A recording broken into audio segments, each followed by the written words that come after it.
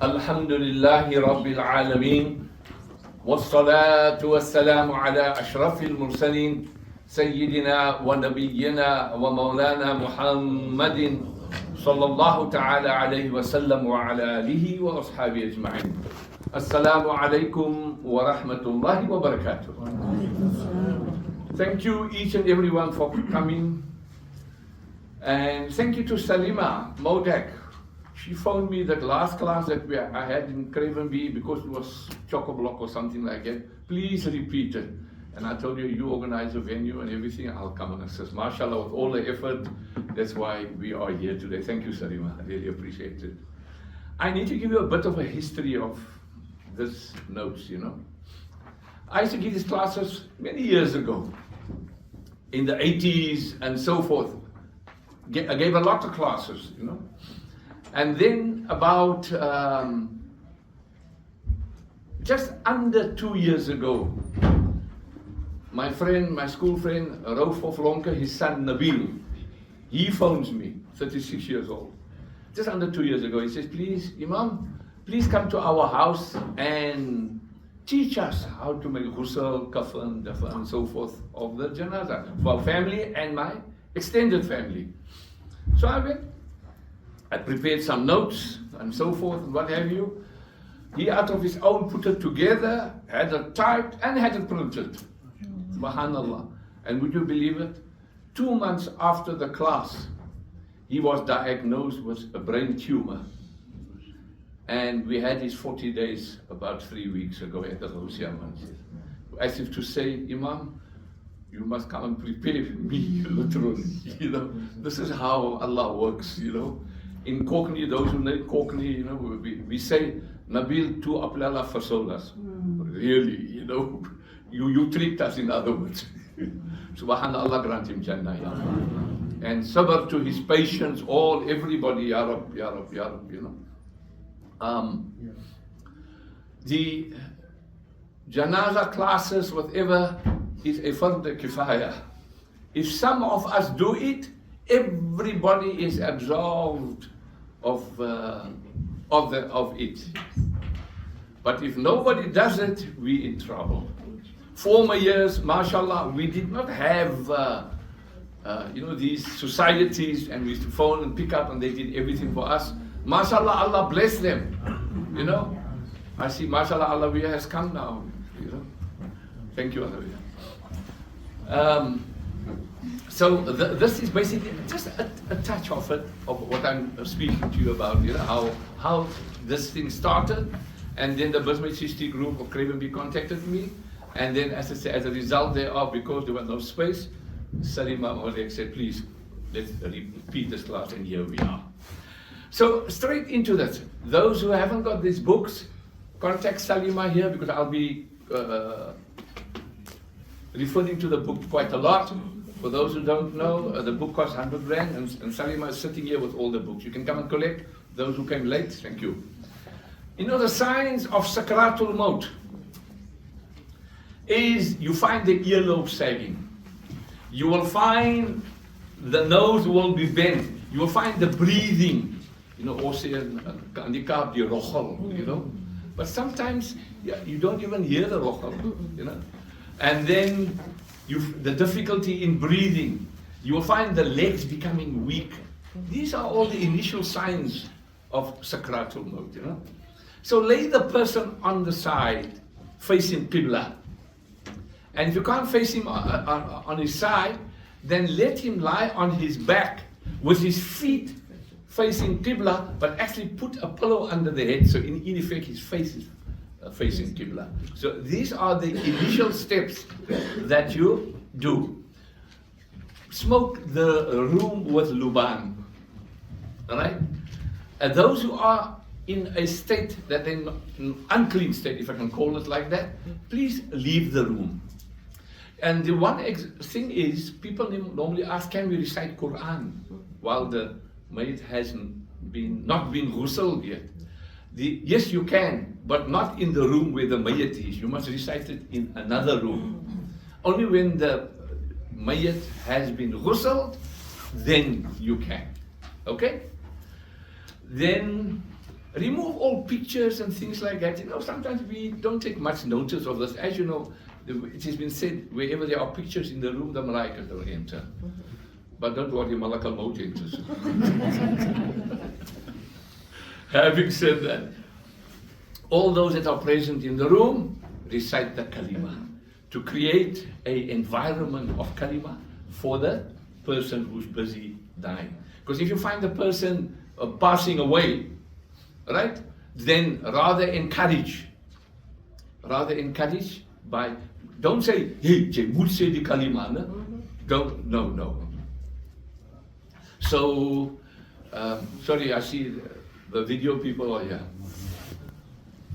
You got your... Sorry, but I have to start. We know we started, I can't delay.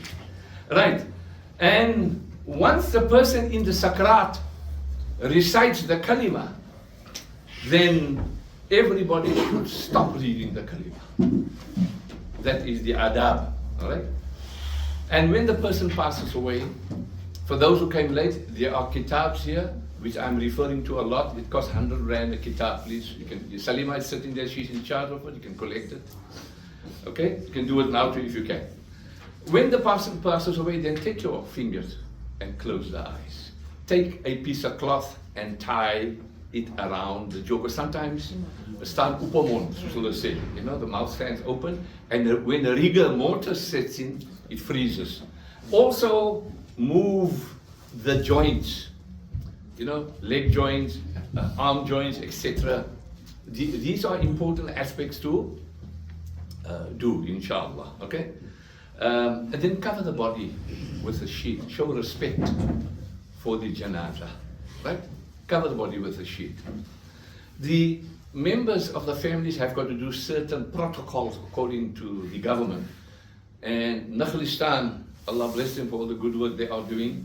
You will see in the book, I have included them, all the relevant actions, what they have to do, right? They say normally between 5,000 and 6,000 is what they charge to do a service, right?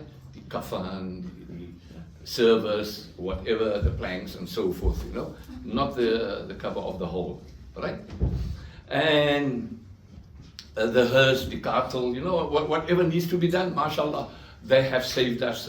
And also gespoil met hulle, regtig, with Allah bless them for all the good work they are doing. But in our days, we had to do it, Now, I'm unemployed now because of them. Okay. Then the family was provide the basics, like towels, the family must where there's rose petals they want to give and so forth, please do that. So when death occurs, and this is all I've captured from Nahklistan, they gave it to me. When death occurs, the doctor must provide and complete the notice of death, which is known as a BI 1663 form, which includes the thumbprint of the deceased. Okay? And when it occurs at home, the doctor must provide the complete notice of it. And I'm not going to go into detail of this, you can read that on your own. Then 2 certified copies of the ID of the deceased and 2 certified copies of the ID of the person who will inform us about the death of the deceased must be provided. These are the requirements. Okay? And this person becomes the informant. And his details, including his thumbprint, must also be filled in on the BI 1663 form. These are then in this case, Nahklistan will send the death registrar to do the necessary paperwork, if I can call it like that. They will take it to the Home Affairs to be registered. As you know, you need all this before you even can go to the Qabristan with a certificate. The aspect of the Qabristan nowadays, I believe Johnson wrote chock-a-block. Yeah. Only if you have an existing family member who's buried there, but the requirement is it must be 15 years before they open up, right? The one question I was asked, I think yesterday, or not so long, if a husband or a wife is lying in that hole, can a husband or a wife lie in the same grave? You know, well, there's no worries. I will go a little bit in detail a bit later on, inshallah. Right? The Qabristan procedures, looking for the grave, you take the person like Nahklistan with you and show them, they will do everything thereafter, inshallah. Okay? And when it comes now to the ghusl, right? It is a responsibility of the family members, children, and so forth, and the Muslim community to ensure that the ghusl is done, the kafan is done, and so forth, to prep, in other words. Of course, you know, everybody is not fortunate to have the Janazah societies in communities, you know, really. You know, subhanAllah, Allah bless them again for the effort, you know. The important thing to remember here is you and I commend each and every one of you.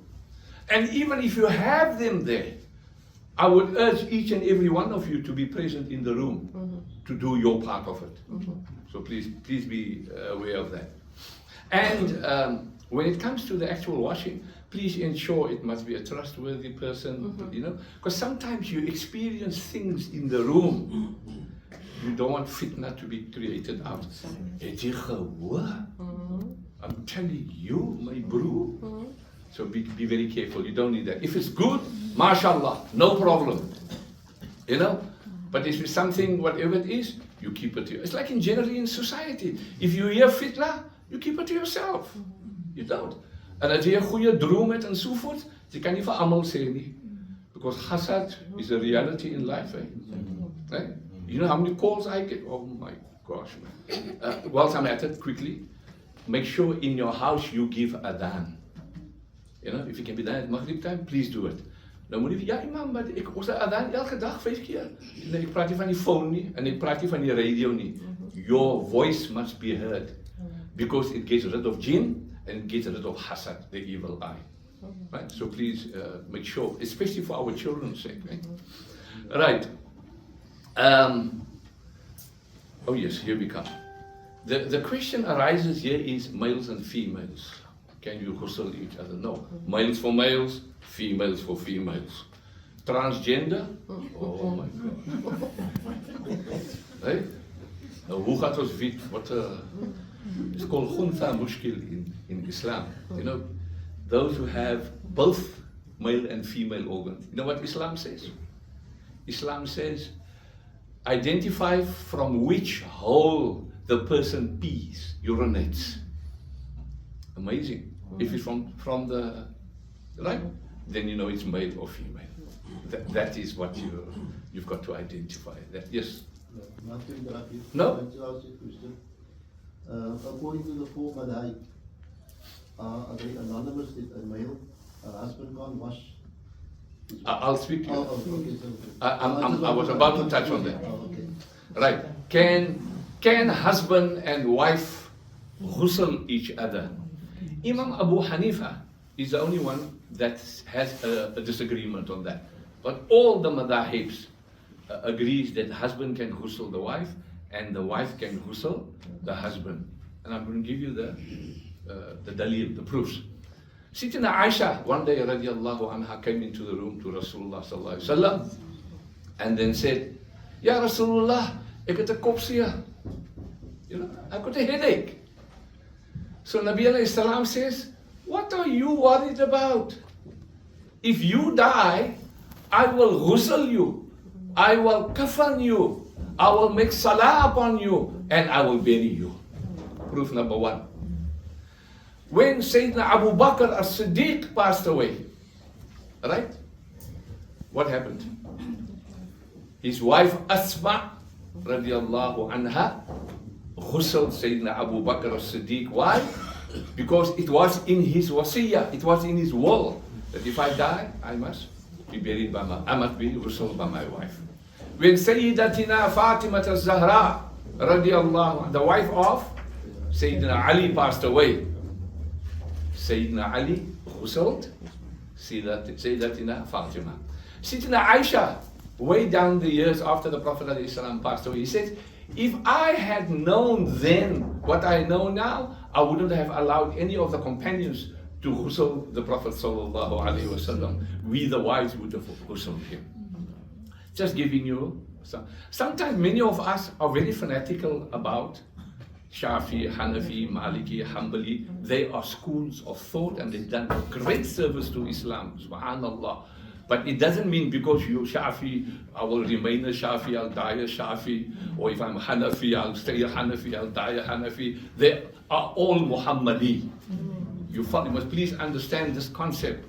Wallahi, when it comes to Ramadan, oh my gosh, Isha is good, Taraweeh is good, but Witr, sorry man, you know, Shafi, Hanafi, like that. Heaven help you, Imam Mahdi alayhi salam must come in Ramadan. En hy staan voor Isha en voor Witr. Sorry Imam Mahdi alayhi salam, ek is Hanafi man, ek kan nie vir jou follow nie man. Please be careful in this dogmatism that we seem to have. Right? These are good ways. Ek is Shafi. I was taught in Cape Town, as you know, it's normally Shafi. But if I go to a Hanafi mosque, I perform Hanafi. No problem. And I use this example, when you give fitrah in the month of Ramadan here in Kaap, what do? We give money. Shafi is supposed to give the staple food of the country, not money. You are actually following the Hanafi school of thought. So it's not a problem. If as almal van my reis gee, dan waar gaan ek die kerie kry? You understand? It makes sense, isn't it? So please, it's just I've been digressing here. So I hope you understand that aspect of it. So, and you know what? You and your wives will be in Jannah together. Kyk hoe lyk julle sê. Alweer. Wat gaan doen, you know? Allah says in the Quran, "Ba'da a'udhu billahi minash shaitanir rajim, bismillahir rahmanir rahim." Surah Zukhruf, "Udkhulul jannata antum wa azwajukum tuhbarun." Enter Jannah, enter paradise, you and your spouses, you and your wives, with happiness, says Allah in the Quran. Enjoy.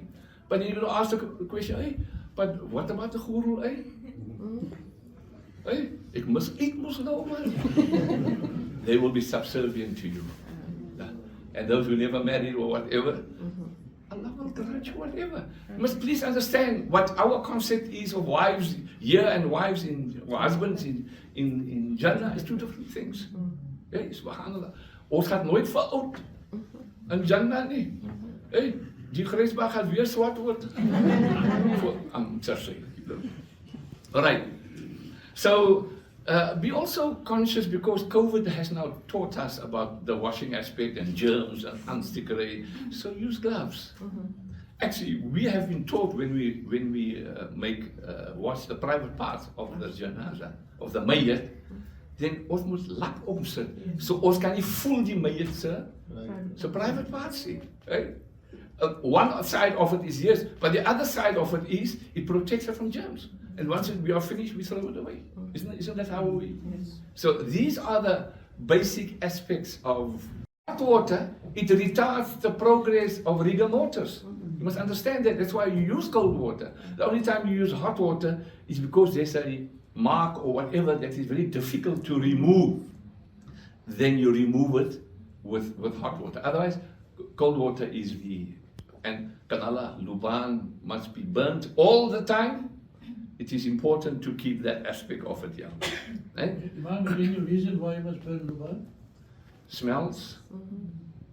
And we have been asked. So sami'na wa ata'na. But it has various, sometimes luban is also anti aspect of germs and what have you. We don't realize the things, the science is only finding it out now. So we burn luban, incense, etc., mashallah. Okay? Luban is what we are told, and then camphor. Camphor is a big part when we ghusl the mayyat. For example, in the last ghusl, after the first one, the second one is gewassen, right? But especially the last one, نويت الغسل عن هذا الميت نويت الغسل عن هذه الميتة. You know, for example, when we make our niyyah, then that water must have camphor, inshallah. Okay, got it? Any questions so far? I don't mind being interrupted, really. Siri. It's important to have interaction as well. Sheikh, Yes, must you have wudu when performing ghusl? not necessarily. Right? It's okay. But what has been asked is, what if you are a ghasil, the one who performs ghusl, it's sunnah for you to take a ghusl afterwards. Nie farad nie, sunnah. Right? But it makes sense. You know that we take ghusl because it's to do with diseases, etc., etc. Right? So on Nabi Muhammad sallallahu alaihi wasallam, what a personality that Allah inspired him, how we have to treat even the dead with respect. Okay? And of course, whatever is hazardous, look at the lapis, sometimes you find a wound or operation, it's things like it's oozing and what have you. Take the necessary steps to stop the oozing. Right? Sometimes, as you know, we put because a lot of it comes out of the nose, we plug the nose, you know, with cotton wool and so forth. These are basic aspects which we have to do, inshallah. And privacy is very important. Please, moenie die hele army moet kom in die kamer nie. Just close family members, right? Close family members, etc. It's enough. Then, can children, for example, the question must also come up. Can the daughter watch the father being ghusl, and vice versa? Can the son watch the mother being ghusl? The answer is no. The respect and adab, the privacy must still be there. The maintenance of males to males and females to females stay there, except for husband and wife. Remember, at the time of janazah, I've said it in a couple of janazahs already, you tend to find, don't touch. You know, die abdas gaan breek en almal daardie iets, you know, things like that. Please don't deny the husband or the wife the last moments of giving farewell to his or her beloved ones by kissing or whatever they want to do. It's better than the next 10 months of psychiatric help. That closure at the time of the mayat is more important than the psychiatric help. I see your hand up there. Even if the child is mukallaf, which we would then regard the child as an adult, is he allowed to be in the room with the father? Yeah, Islam is the son for the father, the girl for the mother, but not vice versa. In other words, as I said, the daughter not for the father, and the son not for the mother. That respect must be kept, right? Inshallah. Okay. Any more questions? Please ask. It's so important. We learn more from questions actually. And when we come to the actual ghusl, you know, okay. Ek sien vir Dullah is nou daar. Ek gesê ons kan vir hom gebruik, you know, if we need him, inshallah. Inna lillahi. We raise the janazah. Alright? You can't just bring it here. Just for a second.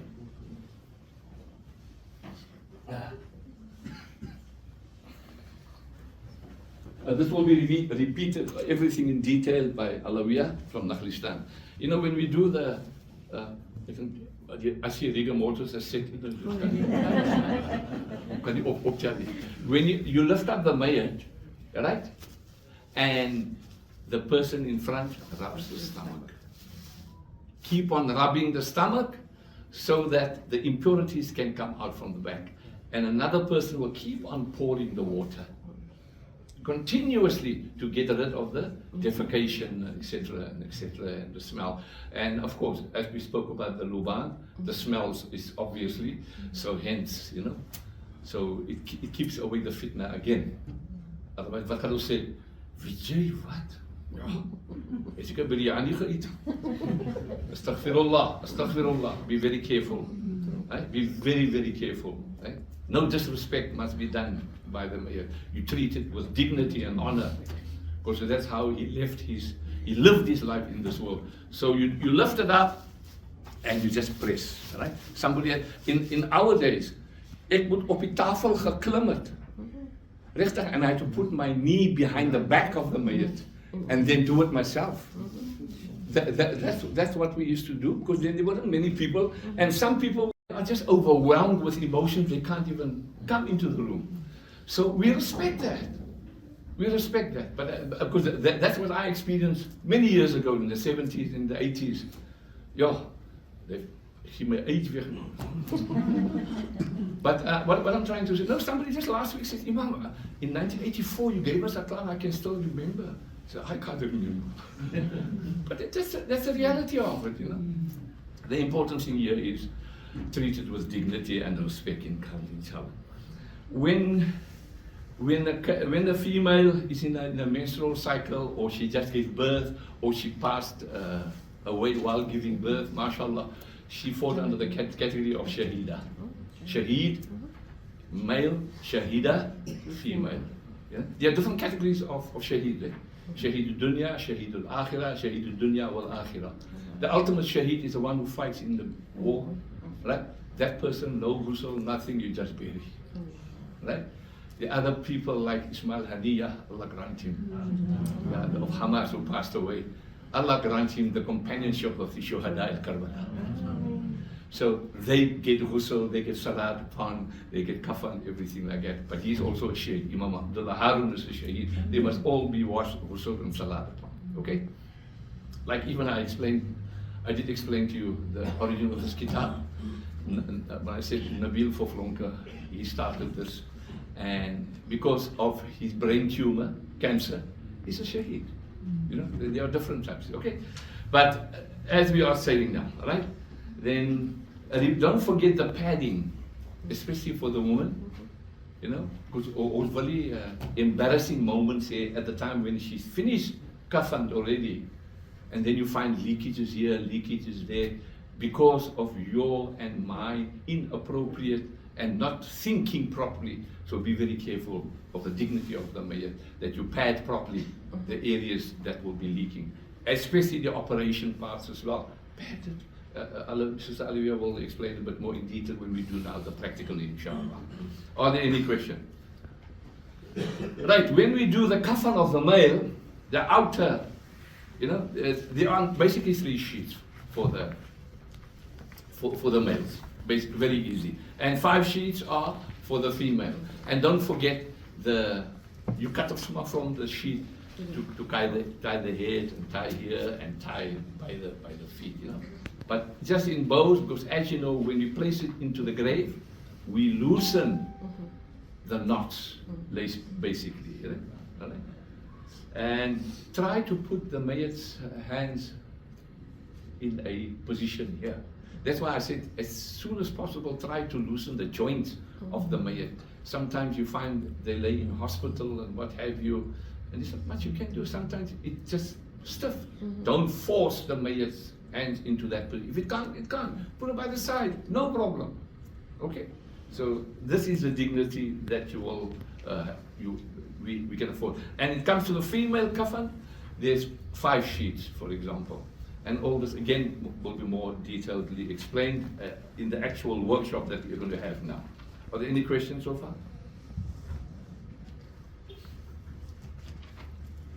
No? All right. The aspect I want to speak about is the sikt. Sikt, yani, in Arabic, sikt means a miscarriage. You know, when you have a baby, and the baby, at what stage you consider the miscarriage as a baby, for example. And at 6 months, up to 6 months, no ghusl. After 6 months and a few moments, and you've established life and form, you do everything like a human being. Even giving a name. Even giving the name must be done, inshallah. Okay? Any other quick questions? Nothing? Yes? What if my limb gets amputated? Yes. If your limb is amputated, ek sien dene kom op af hier so baie. Hy val sommer af dene. Imam. Before, inna lillahi. Come pick it up. Well, but I see this one by a tender. Yeah. It just clips in next to that. It's got a. There we go. So you were saying? The limb, yeah.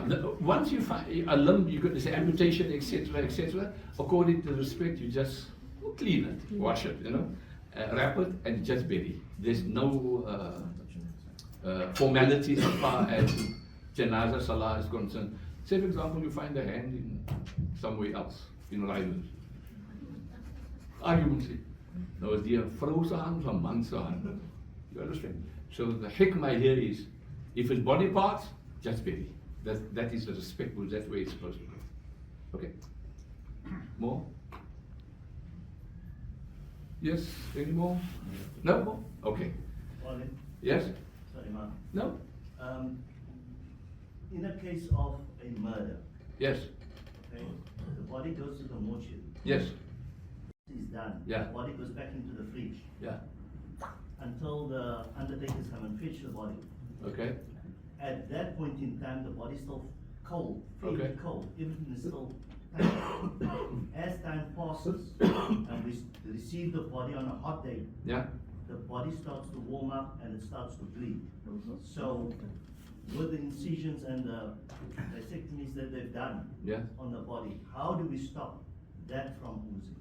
We do the best that we can as far as, you can't stop the bleeding from inside coming out, but you have to pad it a lot with kapok and what have you, and hurry up to get the mayat done. Yes. The back again. Nowadays, Sorry? last year, Yeah. nowadays they have a type of tape Yeah? that they seal, because there will be continuous bleeding. Yes. They use a type of tape Yes. to tape it. Yeah, but generally speaking, if you find the continuous bleeding, whether it's operation, whatever case it is, do the best that you can. You can't stop the bleeding, but just so that it doesn't spill over into the kafan and so forth, and please make quickly to get the mayat away. Okay? Yes. What happens if someone passes away during the night and you've now done the ghusl and the kafan and Standard tradition in our household. Yes? I've seen them use actually maize meal. Hey? Maize meal. Meal. Mealie meal. Oh, die mayat het die breakfast gehad.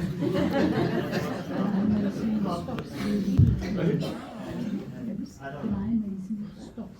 Look, but as I said, whatever it takes to stop the bleeding, whether it's maize meal or whether it's biryani, please use it. But the important thing is to stop the bleeding as quickly as possible, to wash as quickly as possible, and get the mayat away as quickly because of the paucity. I mean, I was involved in a couple of mayats, which was we couldn't ghusl, we had to perform tayammum. Because of the burnt, but it was still tender. It was a couple of years ago. But that is the reality of certain mayats. I mean, person that passed away. Yes. So the lady can't go to Janazah Salah. Lady can. If the lady is under iddah, she can't go to the mosque. But I would advise her to perform Janazah Salah there and there before the mayyit leaves the house. I always advise people to do that.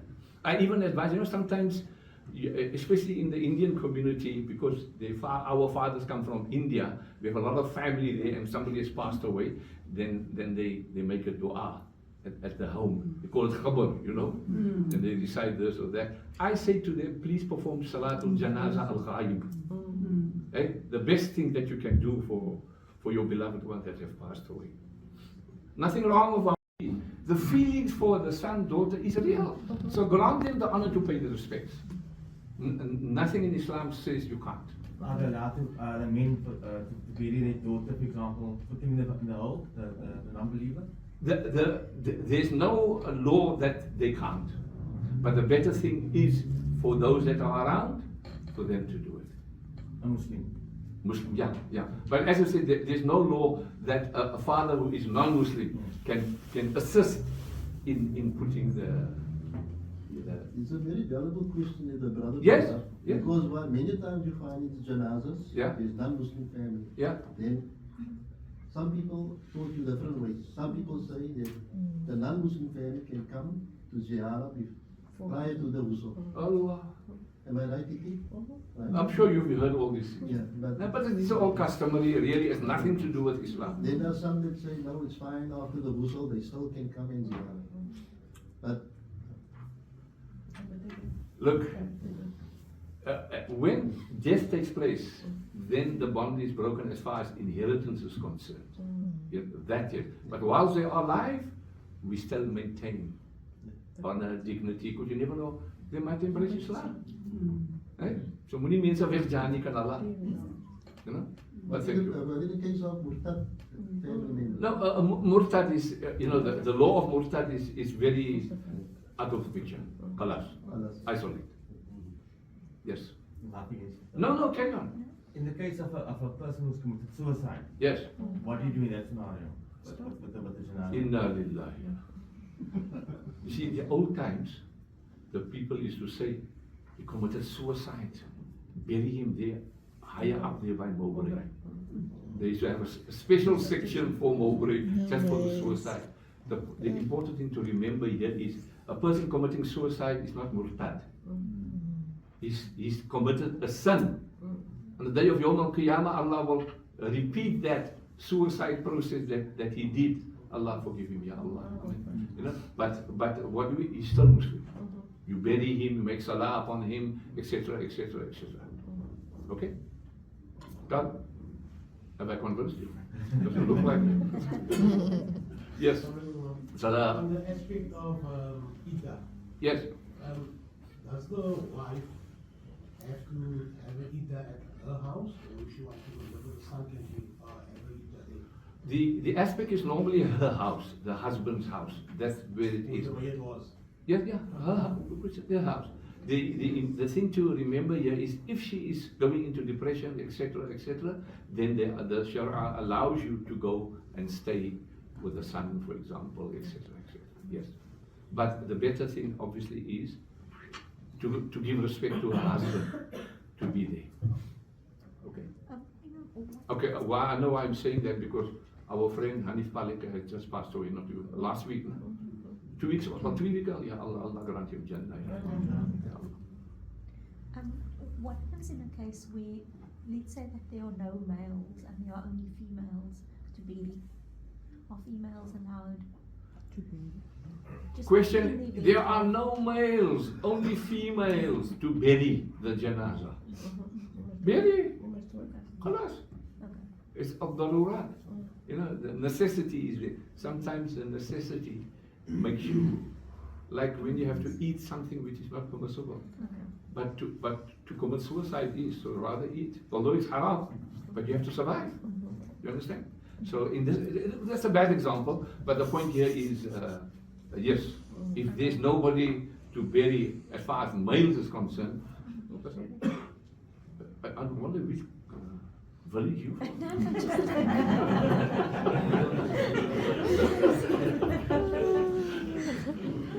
But okay, it's still a question. I agree. The answer is yes. If there's nobody, the women bury. Hey, how many times Allah, look at Palestine, Allah make it easy for them. Hey, all the male people are just being massacred, and our Arab leadership, munafiqs that they are, they're allowing genocide to take place, like the munafiq Muslims at the time of Imam Hussein. Deserted Imam Hussein and Muslim bin Aqil. They doing, today's Arab leadership are doing worse. But still we make dua, Allah grant him hidayah, that they open up their eyes. More questions? No? MashaAllah.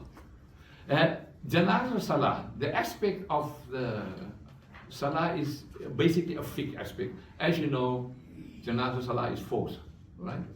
You can make your niyyah in any language, by the way. Some people think it must be done in Arabic only. Even your Salah niyyah can be done in any language. Right? Nawaitu, Konna Maitu, you know, no problem. You can make it whatever language you can. May niyat karta ho, you know, or may niyat karti ho, etc., etc. No problem. But the Salah itself must be done in Arabic. Your Salawat, you know, the Surah Fatiha, etc. Quick, just a run quick, I'm sure you'll attend the Janazah. Although I got covered in my book here, and I've also got covered Years ago, I gave it to my madrasa children, dua for the dead and dua for all occasions. That's right at the back of the book, you know. It's always useful to have these two du'as. Teach it to your children, your grandchildren, dua for all occasions and dua for the dead, inshallah. But Janazah Salah, you make your niyyah and everything is standing. Allahu Akbar. You recite Subhanakallahumma wa hamdika wa tabarak asmuk wa ta'ala jadduk. That is actually the inni wajahtu wajhiya of the Hanafis. And Bayakiyah, I must say, I do Hanafi way of Salah. If I follow somebody, it's Bayak makruh. Because when the Imam says, Wala Dalin, and I don't have to say Ameen, I just say Ameen softly. And I mean, I say Ameen, but I don't have to repeat Surah Fatiha, whereas the Shafi'i has to repeat Surah Fatiha again, especially in the loud Maghrib, Isha, and Subh, so as you know. So I say, follow, because Hanafi may do. Alright. Okay, so then after that you say Surah Fatiha, then you say Allahu Akbar, and then you say Allahumma salli ala Sayyidina Muhammad, the second part of Taqiyat, then you say Allahu Akbar, Allahumma gfir li hayyina wa mayyitina wa shahidina, you know, that dua, etc. Then you say the last one, Allahu Akbar, Allahumma la tahrimna ajrahu. If it's a female, it's ha. If it's a mu'min, I say huliya. Okay, having said that. Kan Allah beli serius vat jy hoor. And if it's male and female who have passed away together? Eh? If it's male and female. Oh, if you have two janazahs, Allahumma la tahrimna ajrahuma. I did put it, and you'll see at the end of the du'as, I've got here a dua for the dead. Who for a female on page 22. Who for a male, ha for a female, huma for two, and hum for plural, more than. Okay, so I did write it. You'll see them in my notes there. So, and, okay, so is that covered? No. Thank you, but thank you. Eh? Yeah, huma. Still, whether it's male or female, I mean, as you said, if it's a male or female, or husband and wife, for example, right? Then Allahumma la tahrimna ajrahuma. Because in Arabic, you say for two huma. In English, obviously, there's only single and plural, you know. Whereas in Arabic, there's a single, dual number, and plural. So the huma comes in. I'm sorry, if I can just ask a question Yeah, to be real. Please. Why is there a need for a Muslim Kabristan and a non-Muslim Kabristan? Okay, I'm glad because I had it in my mind. You know, with normal Janazah, Kabristan, 15 years, as you know. But if you go to the municipalities like Maitland, Grassy Park, waar nog? Wynberg? And No. Hey? Belha. Okay. There, you don't have to wait 15 years. Right? Maar die next dag? Yeah, next day. Maar die next dag kan je bury. And it's cheaper daar ook? Yes, it is. Much cheaper. Right? Just pay 10% for me and for her. Right, so.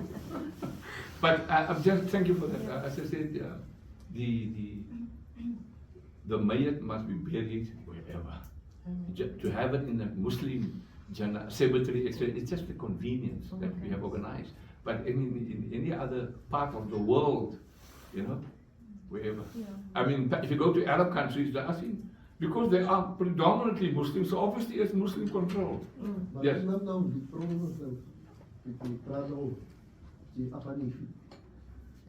Hulle sê dat die dooie in die kabbel staan en hulle meet mekaar. They meeting one another. Nou as jy nou na ander kant gaan, dan is ons nou anders moet ons dit doen. Nee, die gaan moet tabligh maar die maak.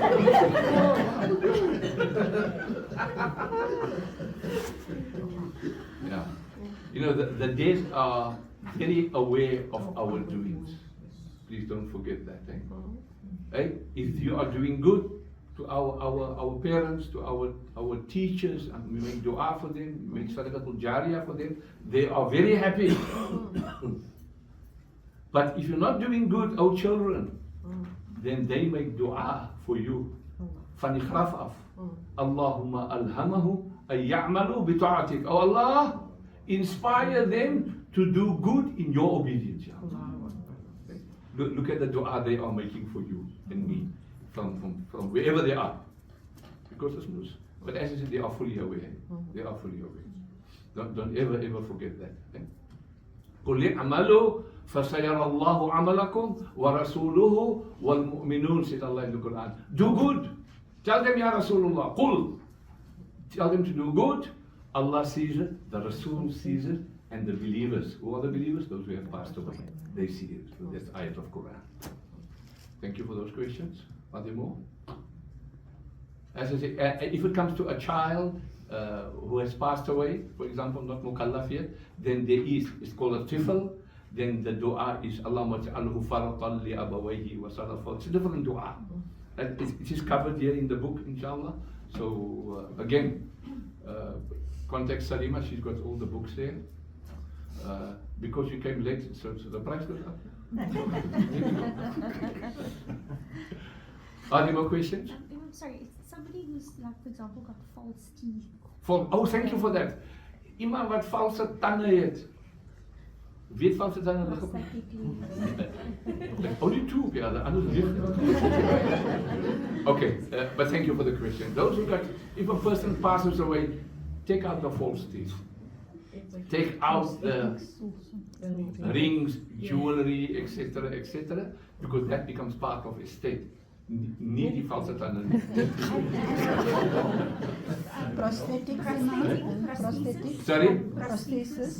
Well, here you can see a classic example of prosthesis. Just bury it. Just bury it, because it's just part of it, you know. Just bury it, obviously. Good question, thank you. Any more? Sorry, and just the last question. No, I don't last question. I want question. Sorry. Is someone allowed to say, you know, when I pass away, I don't want XYZ at my janazah, or I want XYZ at my janazah? Oh my God. You see, I have found, good question. If I don't want this one at my janazah, like you'll find some parents, a child has now really disobeyed and broke her or his heart. Like, well, if you die, and you'll find the fellow siblings will impose that, you know, which is so sad. You know, that they will keep the child away. Ya Allah, you're doing wrong first and foremost. No, it's wrong. Okay? Imam, is there something in the hadith of the Nabi Sallallahu Alaihi Wasallam regarding that question? They say that the deceased is lying there, that when he had a qualm or somebody that he disliked or she disliked comes in the room and it affects the mayor. I don't know about that hadith that does it affects the mayyat. Whatever has happened to the mayyat in his lifetime, yes, but once the mayyat is dead, khalas, cut off. So there's no effect or effect which even a non-Muslim can do to the mayyat, for example. And if you heard something. No, because it's all talk that's going around it. No, a lady talks. And look, you do, yeah, no doubt, you will find people always talking this and that, but if they can't back it up with proof, with hadith, etc., no. Then just leave it as it is. Just, in other words, stilte kan gaan effect nou, hy gaan nou inkom, gaan effect. Kan jy nou maafra? Too late. Too late. Do it in your lifetime. Yes. After janazah or during the janazah, is it permissible for little girls to go to the maqbara? And then also, after the person has been buried, is it advisable or permissible for females to go and visit at the grave? Thank you for the question. If you that's what didn't yet, can females, daughters, wives, etc., go to the maqbara to visit the maqbara? The Prophet ﷺ first forbidden them to go, but that was because there were early stages of Islam and grave worshipping, etc. Vandaag will allemaal say grave worshipping now. You know, they're quick to say grave worshipping. We don't grave worship anything. When we go to Rasul sallallahu alaihi wasallam to say assalamu alaikum, ya, you know, do we say, is that grave worshipping? Tawbah, astaghfirullah. Nabi alayhi salam said, Zuru kuburkum, go visit the graves. That Nabi alayhi salam said. Nabi alayhi salam didn't say only the maids or al-rijal or al-nisa. No. Zuru kuburkum, visit the graves. So anybody can go and visit. But the modesty of it is Die vrouwen gaan niet daar komen mixen met die mansmensen and things like that. Go your own time. Go. Can you go for a janazah, for example, of your loved one? Yes, you can. Just be a bit back. Like you make salah, you in front, the men are in front, the children, right? And then the women. You just apply that principle of respect and modesty in the graveyard. Okay? More? Have I covered? Thank you. Yeah, Imam just said now earlier on that while the mayor is finished kafan at home, the woman, the wife can just quickly make the Salatul Janazah instead of going to the masjid. Yeah. You said earlier Yeah, on, I did say. maybe the son can quickly leave, maybe also quickly for mommy or No, she can make it on her own. She can make it on her own. instead of going to the masjid. She can't. Who the wife? Yeah. Yeah, but the wife is under iddah. She can't go to the Yeah, masjid. that's why. That's a question now that the brother asked now. So Imam said, yeah. That is asking about going It to was the part of it. No, no, he spoke about the maqbara. Yes, no. Yeah, that's for leaving the home. Now the question was, can the father bring his daughters with when they go bury at the qabristan? That was the question. And women. And women afterwards. Oh. Yeah, and the women. They can even go the same time. Even the same time of the janazah, the women can also visit. It's not a problem. Right? But not the wife, because she's under iddah. If the husband passes away, the wife is under iddah. She can't go to the qabristan. Okay? Got it? Is that clear? Yeah, thank you. More questions? Yeah. I just want to go back to after Yes? about the do you want to make ghusl for you? I'm a female. Yeah. I only have daughters. So when I'm alive, I make them. I don't go out of the house without being fully covered. Yeah. So do I have to have a wall in place to say that I only want my daughters and In your lifetime, my mothers say it in your lifetime. By the time they open your wall will be 7 days after you passed away. So in your lifetime you must tell people or close members of the family. With my daughters Eh? and my mother maybe. Yes, it's not a problem. But not other people that I didn't know. When you say other people, other females. Other females. Yeah, obviously males can't. So Yeah. others. Other females. I'm Yeah, talking about. that's you have the right to advise who you want to who must make ghusl of you. Allah give you long life. More questions? Yes, Imam. Yes. What happens in the case where a body has to be exhumed for whatever reason?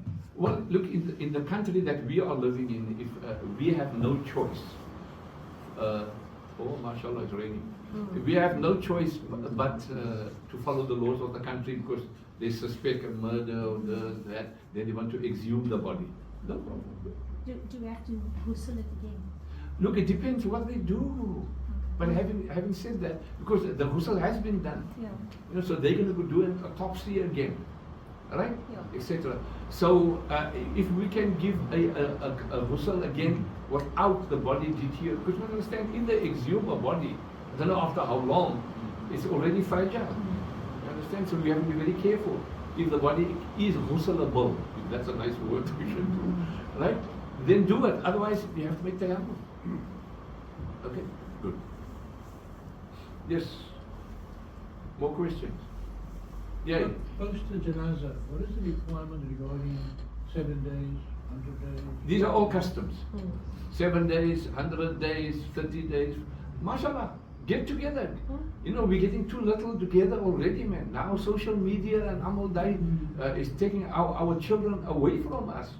You know, now our children will WhatsApp and how you dad, how you mom. Hulle wil nie meer kom na ons huis toe nie. Right? So please create activities that families can come together, and these people that say three days is bid'ah and 7 days is bid'ah. Well, eating biryani is also bid'ah. Right? Our Prophet ﷺ never ate bid'ah. I'm very sarcastic about it because people are very quick to say bid'ah. You know, for a lot of things is bid'ah. But bid'ah hasana or bid'ah dalala. Bid'ah dalala is which takes us off the road. Bid'ah hasana is like the Quran with its zabar page and dapan the bawa. These are all bid'ah we can. But do the basics aspect of it and put something as remembrance, because not just for us. We gone from this dunya, then will our children, grandchildren know who's lying here? His or her own ideas, what they think is good for them. We have to go with the flow, you know. But the important thing is to remember the plaque at least, you know, that you need to put down for identification. More important, sadaqatul jariyah. That you've got to, don't forget, ever. Any more? Can I close this session? You can still ask the session after the, I want to get Alawayah in, inshallah. Yeah. Can I close? No more questions? All good? All right, okay, now I can get Alawayah in. I again thank Duli for being here. You know, he donated himself as to be part of the Jama'ah here. All right. I think we're going to need that table, no? Be better, longer, or is it okay for you? You sure? Yeah. Because then you can have more access, right? Yeah, I think, come, James, can you just help bring this table? Can you hear guys? Thank you. In our coffin packs, it's normally your sheets or your fabrics. You want this? No? Khadipatjes. Is bij een zak ook? Bij een zak. It's your linen. You know, when you get to a house, then the family will always say, no, Umi, we had to like your coffin ready. When you ask the coffin packs, then it's only the sheets and the towels. And it's not coffin. But if daddy wants to be buried in his ihram, they will do that as well. Inshallah. Put it next to them. Okay? So, in your coffin pack should be your linen, which is either 15 meters or your 13 meters, depending on your width of your fabric. Your 2 rolls of cotton wool. If it's this big cotton wool, it's nice, but if it's not, then you need 3 rolls. Your piece of soap in there, and then your camphor and your oils and your gloves in here, as well as your... Sorry, Alawayah. Just for those, in case you didn't hear me, our lady here is making a video, but you're still welcome to make a video if you still want to. But she's been doing the whole recording here in front, mashallah. And you'll all get it, just contact Salima. And so what's your name? Nadia. But Nadia, I'll send it to Salima, yeah. Thank you. As well as an apron. Yes, it should be. It should be. When you buy it, I don't know if Highlight still puts in gloves now, but yes, that is a standard coffin pack. Okay? It's just that some burial societies is putting less oils in instead of more. And also our camphor has gotten less instead of more. Even our luban has gotten less than more.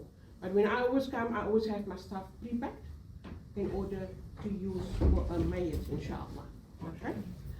So we always cover. Once a cartel has been brought in, we take mommy off from the bed and onto a cartel. Moenie kanala moenie 'n kombuis onder sit nie. Maar mommy gaan koud kry nie. She must be ghusl. So it takes longer then to remove stuff from the mayyit before the ghusl starts. Right? With Nahklistan, we always have the plastic sheet. I call it a hammock. And we put underneath, which is easy to lift. We also use that at the Kabristan in order to take mama from the cartel into the cupboard as well. So nobody will lift anymore the mayyit, because nobody then will feel the awrat. Okay?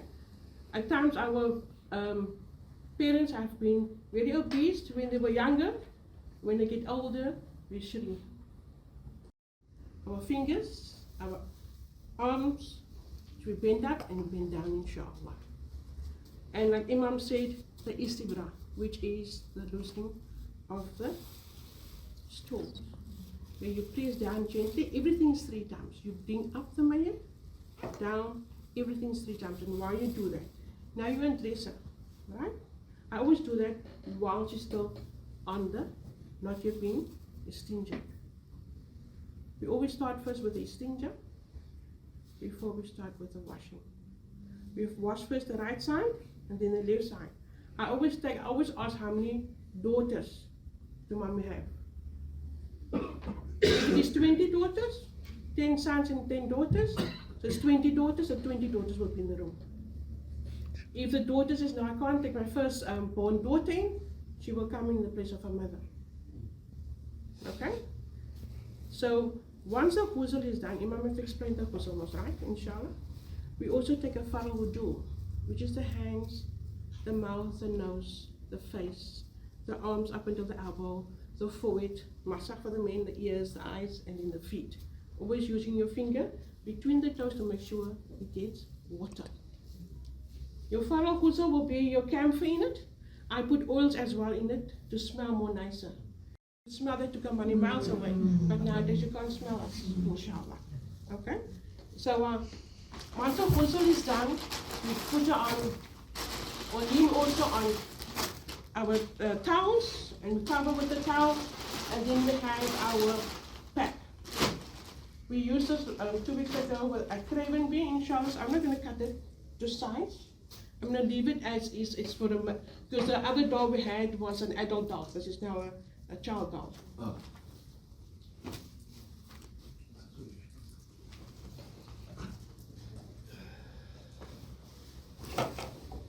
And everything varies, all janazahs varies. If there's anything that runs down, just remember, after you've done your istinja, and your istinja was done properly, whatever comes out is not natural. You clean, you take away with cotton wool, and you clean whatever needs to be clean so the kafan can be done. Yes, we don't have facilities for after ghusl to place the mayyit in the facility. That is where we as a family comes in to recite throughout the night in order to make and prepare our loved one for the journey ahead, inshallah. I've taken the liberty. I've just in the middle.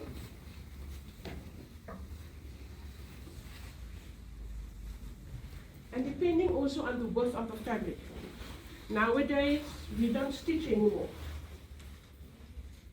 But if our fabric is thin, narrow, we still stitch like this one was stitched because it needed sleeves on.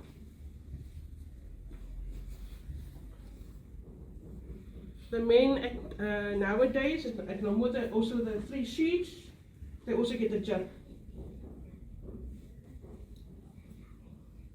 After ghusl, right? I pad my whole body in cotton wool with luban, the camphor, and the oils in it. So when I place my mayyit on the kafan, I always make sure that I put also luban. And unfortunately, that is how my teacher taught me, is to use lots of luban. I don't use flour, I don't use anything else. Flour and my camphor, my luban and my camphor, that works for me. And then my cotton wool, like Imam said. The only time where I'll use a little bit of plastic is by the head if it's a fuller topsy. Fuller topsy is from ear to ear and right down. But depending on what the doctors ask, if it's a half a topsy, it's easier, but if it's a fuller topsy, bleeding will always be by the head more than at the bottom. Even when a mother dies in childbirth as well. So your awrat will always have cotton wool, but there will always be a piece of plastic in between to make sure no leakage will happen. So sweetie, I need you just to hold it like that, inshallah. When she turns on the side, I always stand that side, but anyway. No, inshallah. Then we will put the awrat on. Alright? Always first the awrat to make sure that nothing will soil the kafan when the kafan goes on.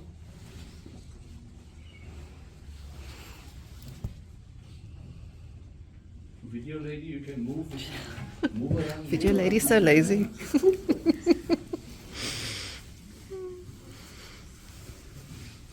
And then you turn the mic my way.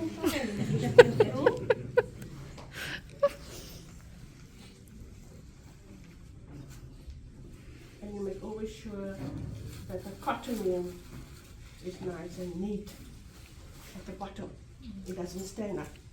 So on here, sir, because it will be a retoxing. You put more luban here, and then you use your cotton wool and you pack nice and thick.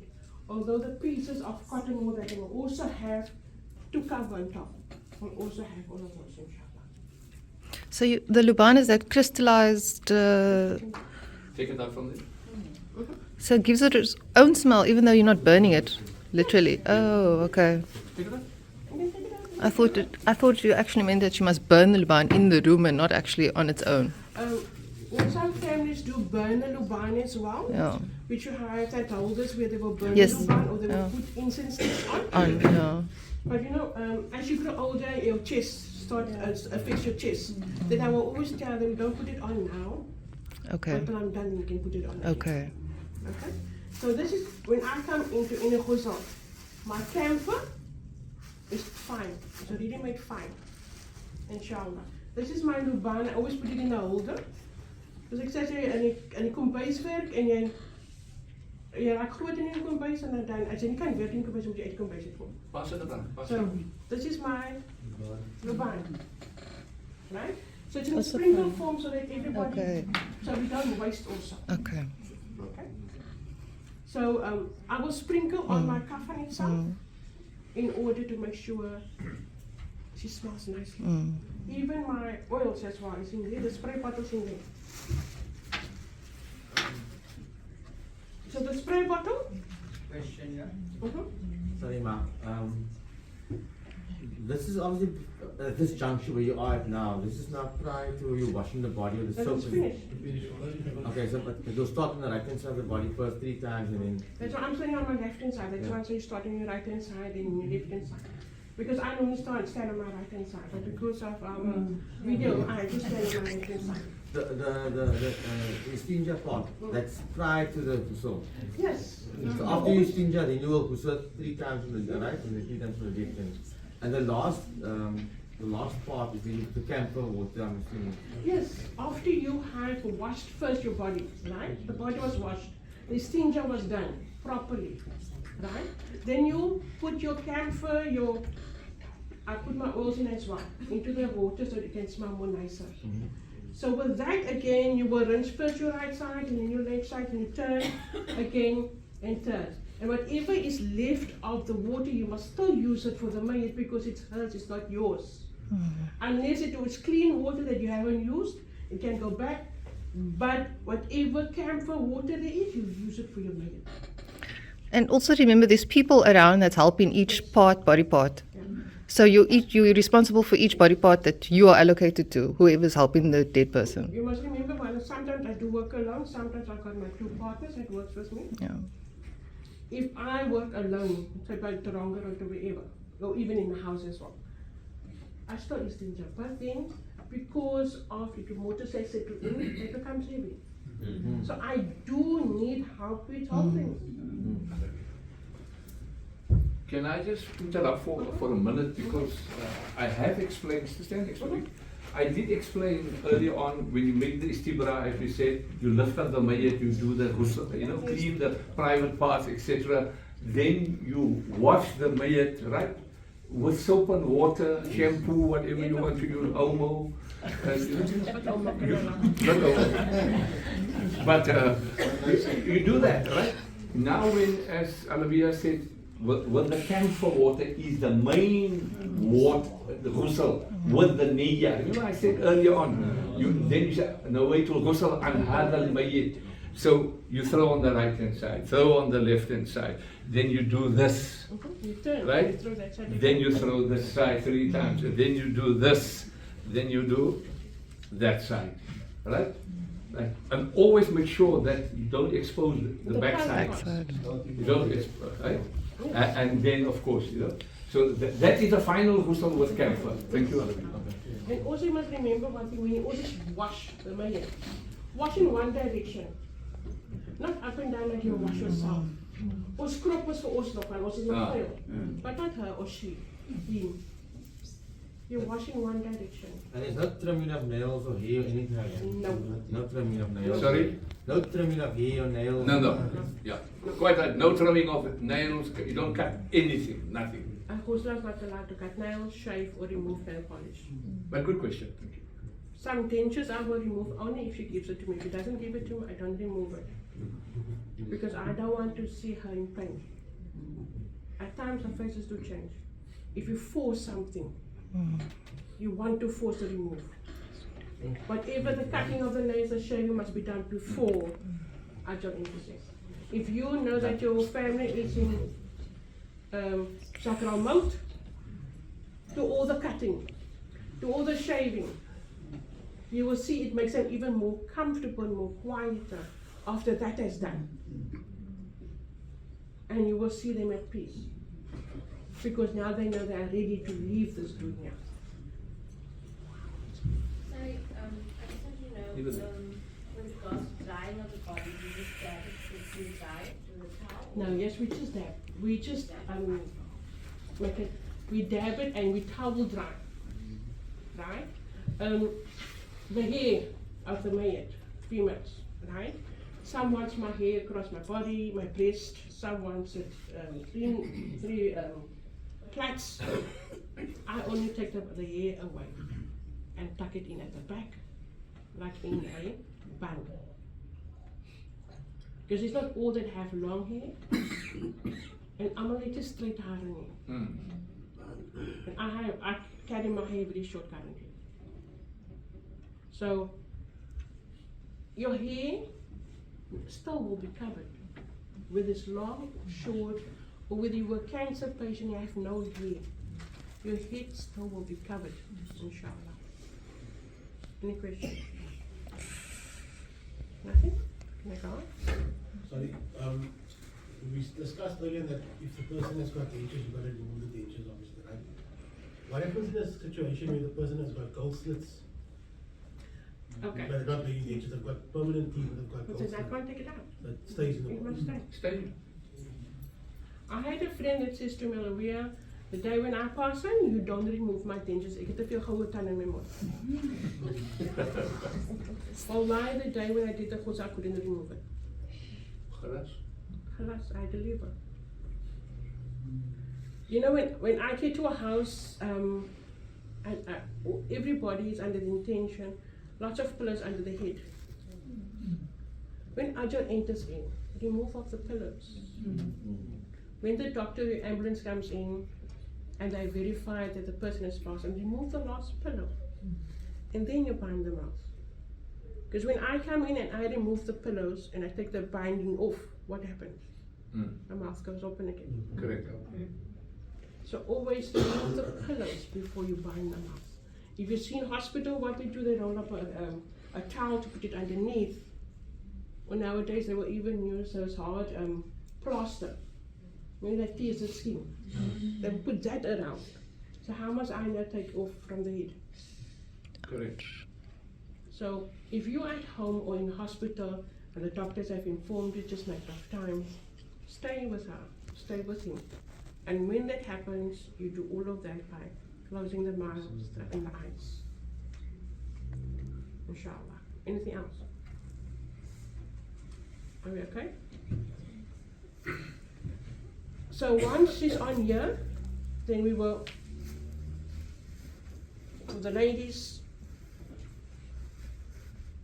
Mark, I see your own scripts falling off.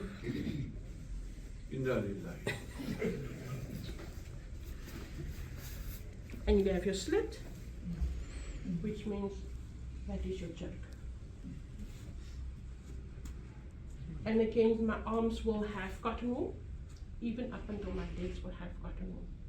Koud water? Ja, maar zoals aantrekken is waar meer warm, maar dat is wat ons staan bij trekken. Okay? Any questions? No? Halas? And because this is old style kafan, because it's still got the sleeves in, then you will close the arms, inshallah. And likewise with the other one. And like Imam said, that if the arms can't go onto the chest itself, put it next to the side. The only time when I put it next to the side is when I know the hands can't reach. Or doctor has resuscitated. Because when I put the hands on here, it pushes up and reflux happens. you cover the whole arm with cotton wool up to the elbow? Or My whole body gets. I don't put it on certain places, cotton wool. That is why I like my 2 rolls of cotton wool. Sorry, can I just add something, Alawayah? It's sunnah to put atar on the sujood places. Yes. There, knees and the toes.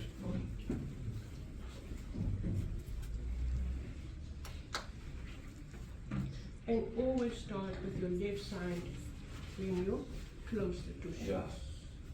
Like in Salah.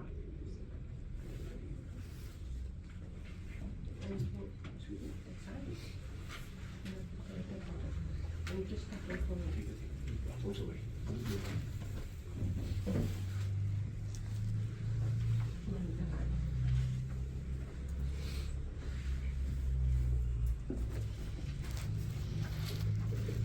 When a female gets kafan, when the sheikh stands here, he doesn't need to see your skin. At times when you do get to a janazah, that is all part what we see and it shouldn't be. It's part of our aurat. It must be covered completely.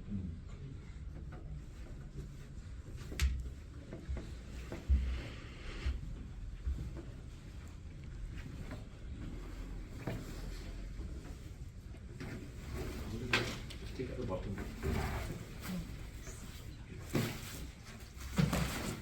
And then you have your strings.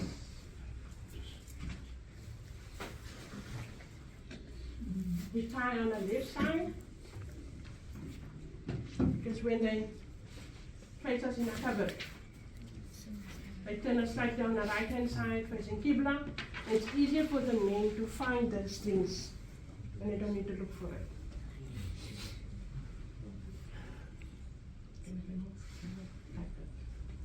At the bottom and the top, you want to go a little bit tighter and sharpen.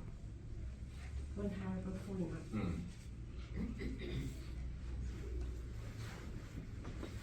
And now we come to our head, inshallah.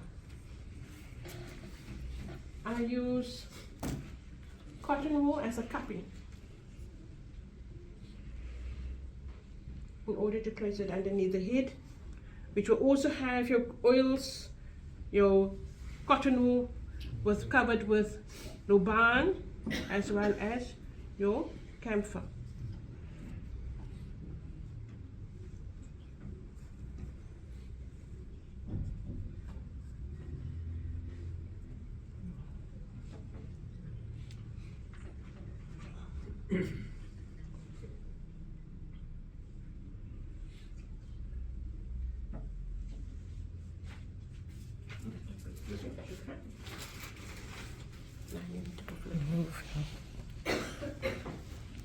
And now a scarf.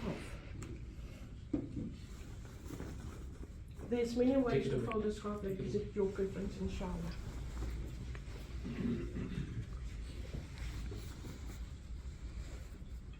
Or if the man wants a sorban on, inshallah, your Ghusl, you will do all of that, inshallah. Whatever the family requests, inshallah, your Ghusl will do that for you, inshallah. If I may say, sometimes people like to use the ihram that you went for Hajj or Umrah with. Please use it. Yes.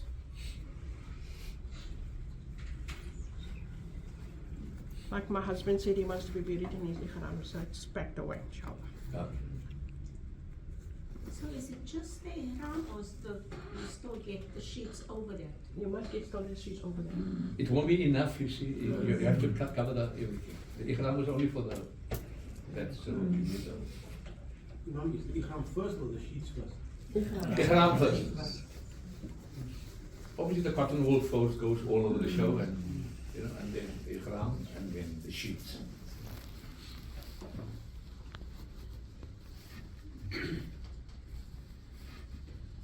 So if your husband is doing your ghusl, there will obviously be someone like you with him to help him, because I don't think you'd be able to do the scarf. The question is, if your husband do your ghusl, you will obviously not be able to do the scarf. But you'll be surprised at some husbands. And we'll do the well, inshallah. If they watch their wives, they do it, inshallah. If we do.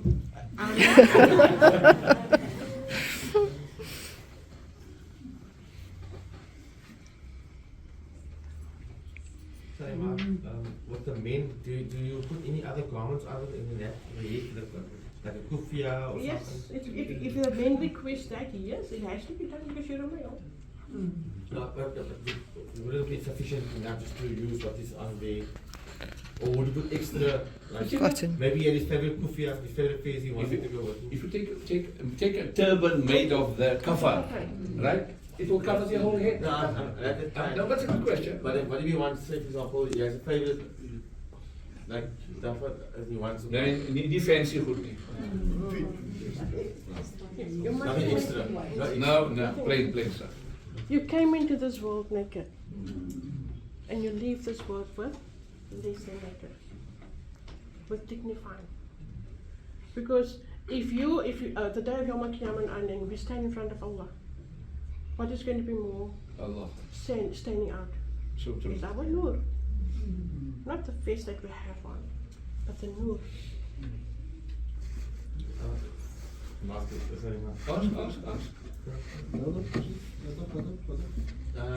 What about kajal or? Is put on the sujood places. Yeah, some people even write La ilaha illallah, you know, and oh, allemaal uitgeschreven. Not necessary. There's nothing in there. This is the ladies' Kafan.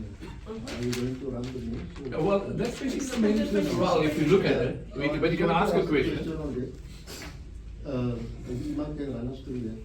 Sometimes you find there's not sufficient cotton wool. Like Alawayah says, she do the whole body with cotton. When you find it's only 1.5 rounds, it touch the ground. The feet, the knees, the hands, the arms, and the last head. Right?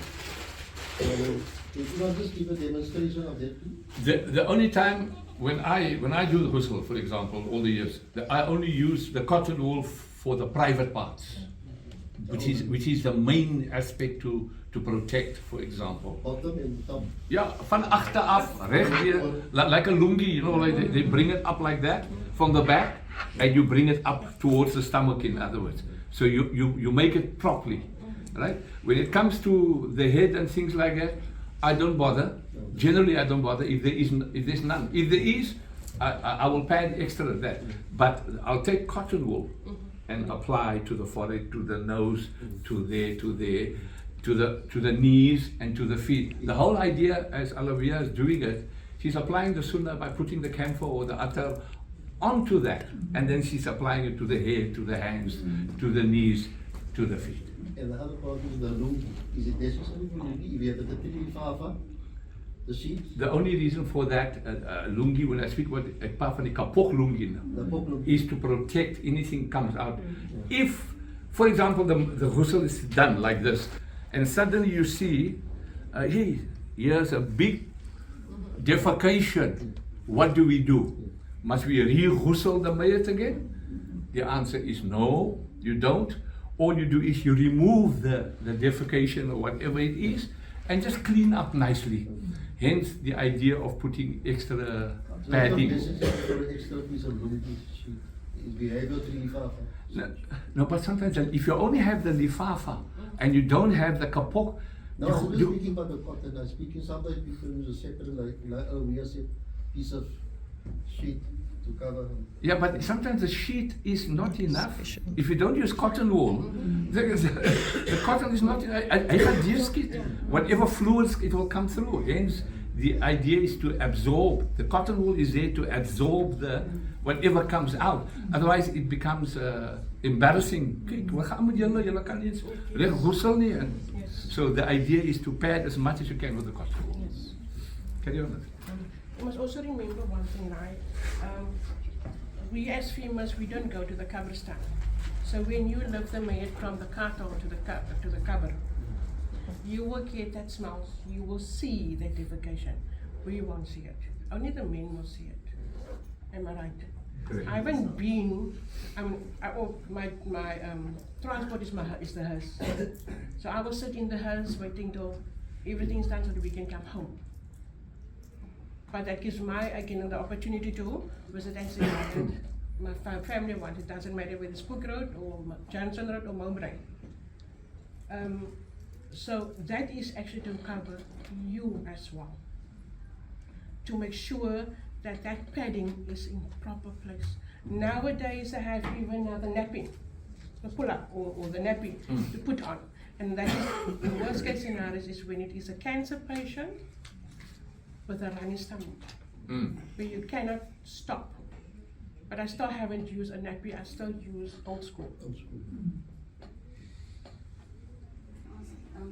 I have seen that when the Kafan, this is the final Kafan, but for ladies, when they transport the body from the inside the house onto the carpet that's covered, then they have another sheet that is covering the whole for the shape. Okay. Is that for every female or? Okay, the question is when before the Mayat leaves, there's always an extra sheet. Yes. If she just lies like this on the carton, and your neighbor comes in to see her, he's going to see a shape of her body. So that is all just to protect our aura, our dignified. So when the man takes the body from the house to the grave, then should that also be there? Yes, because your top layer will be held over the cupboard, so that nobody stands outside and sees how we as females get placed in the cupboard. Yes. Inshallah. I think the females wouldn't know the experience. Yes, that you do. If you're a female, they would, the family members would take the body into the cupboard, and then the men would actually cover the cupboard to the ground level. Yes. You hold it as low as possible, so no one from outside would be able But to to see what happens or what transpires inside. Sister Alawayah, Walaikum salam. At this point, like the sister just mentioned now, the shape, I must go and, give you everything. When my mom passed on, you used 2 pillows on the side, Yes. on the right and on the left, and then threw over the sheet. So everything is raised, you don't see anything. So alhamdulillah, hats off to you. Jazakallah. Allah bless you. I mean, God be the highest place in Jannah. Anything else? So what we do, we have a hammock. I always say 4 sheets. 1 for a hammock to lift, 1 to ghusl with, and the 2 to cover mommy. 3 pillows, 1 pillow for the head, and 2 for the sides, to the shape of the body don't show. Then if the family wants the ihram scarf, the plain white ihram, not with the green and all the bling stuff on there, no. If there isn't, then I use of the kafan cloth in order to make a scarf. A white handkerchief to cover. So when they come in to see her, her face is always covered, inshallah. Anything else? Now, I just have to ask, what oil is used? Our oils, what oils is used is your rose water, your lemon oil, and your attar in there. So that why it always smells so nice, inshallah. Any attar? What particular attar do you Any use? attar will do, inshallah. Alcohol free.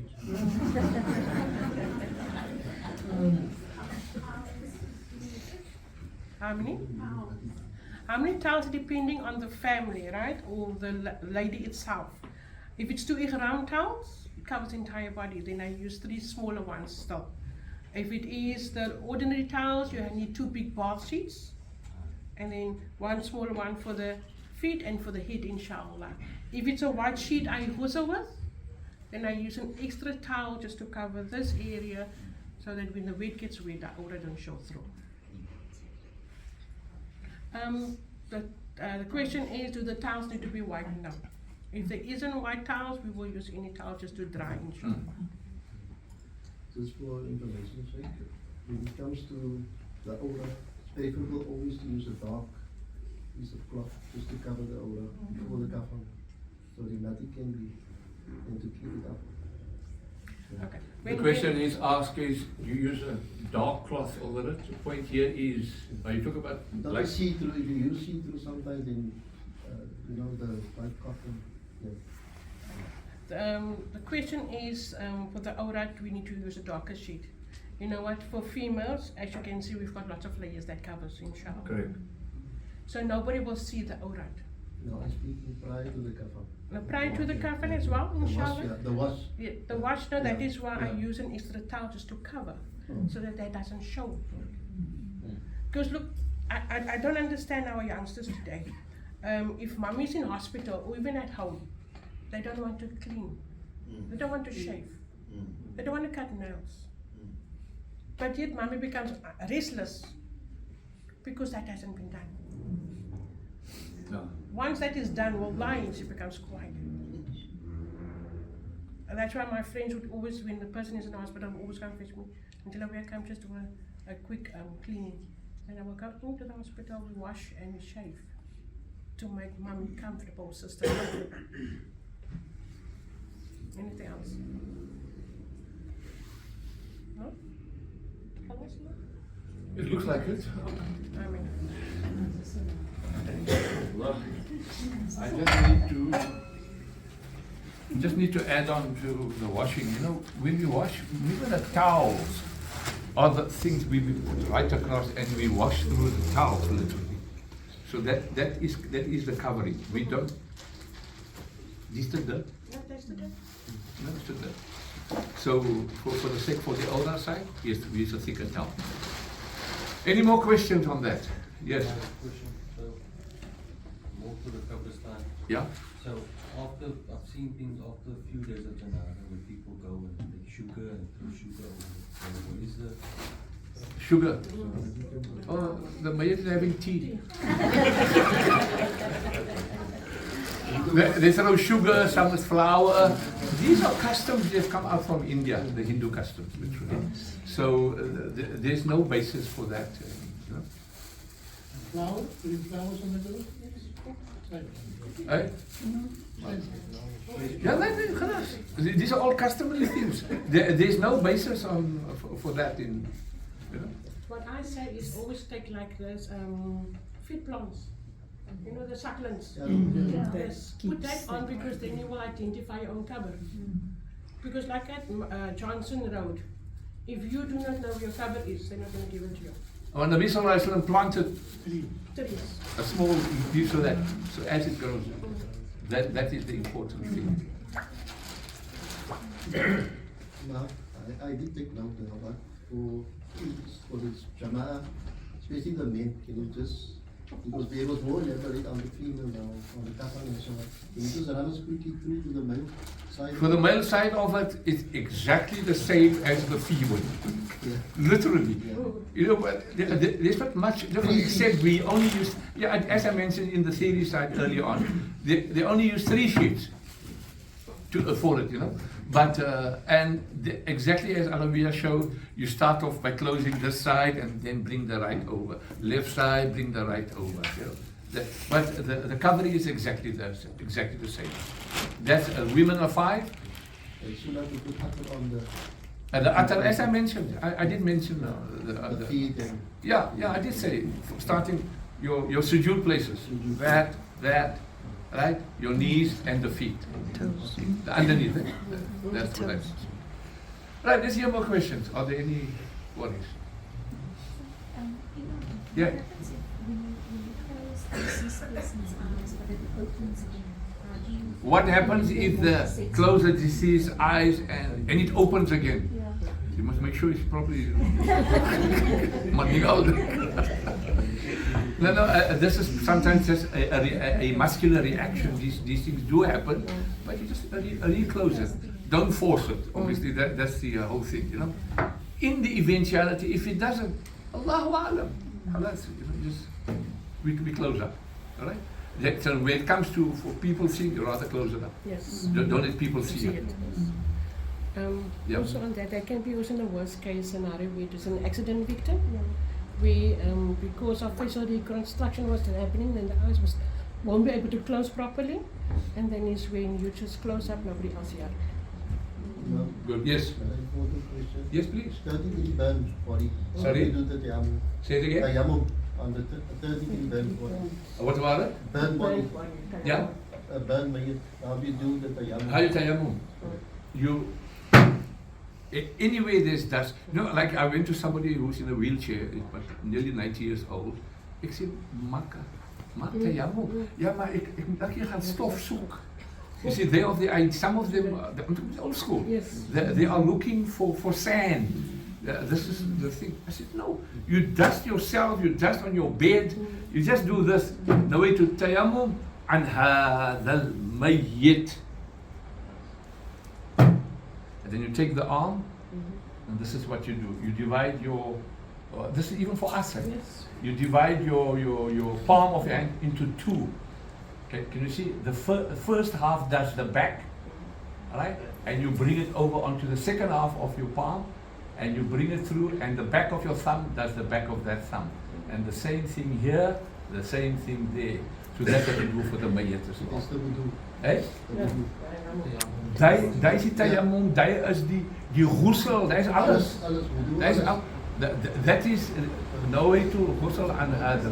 But daar is die tayammum. And that includes the other wudu. Alles. And you just do that, the face and the arms. As I showed you now, Yeah. you know, like that, right? You do that and you do that. No pressing or anything, because this integration is a reality. Yes. And then you do it again, The right arm. and then you take the right arm, you do that.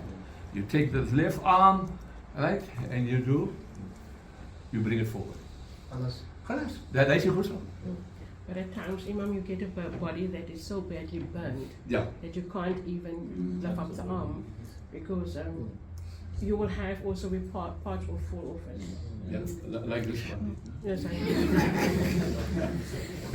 Just a quick question. No, I've heard, obviously, I've heard of somebody who burned, and maybe the leg is burned completely off. Let's say it's one leg. Would you reshape it with cotton wool? Because I've heard that they've done But it. the person has passed away. Yes. Yeah. So Then what do you do? So I've heard that they've reshaped the leg or like, so you don't see a deformity or something. I'm just asking because I've heard of an instance. So people make up a leg with cotton wool. Do you know what you're saying? You don't have to. You don't have You don't have to.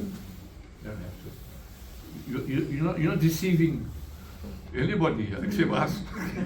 If you think, you know. But Allah in His infinite mercy has granted him, you know, as a, if you die as a burnt person, also a shaheed, you know that. Right? And drowning and shaheed and cancer, poisoning, etc. These are all categories of shaheed. Are there more questions? MashaAllah, you've been a very active class. Right? But thank you, really, Allah bless you for your effort that you've come here, and please pass it on. It's so important. And thank you, ladies, for the video. You'll put it on the USB and send it to me, or I'll bring it to me, because you can't send it via WhatsApp, obviously, it's too big. Email. Eh? Email. Oh, of course, email. And then afterwards, I'll put it together. I'll ask my guy to do it, and then I'll resend it to you, inshallah. Because I'll upload it on our mosque YouTube page. Then it's easier for people to access it that way, and all of you will have access. I hope you've given your phone numbers to Salima and your PIN number as well. Are there any more questions? Imam? Can we really? I didn't expect to answer. I was expecting a little bit more later. Hey? Janazah Salah? Sorry? Janazah Salah, she's asking. You want me to make Janazah? To show. Oh, okay. الصلاة على الميت الغائب الصلاة يرحمكم الله This is now أصلي فرض الصلاة الجنازة على هذا الميت. Alright?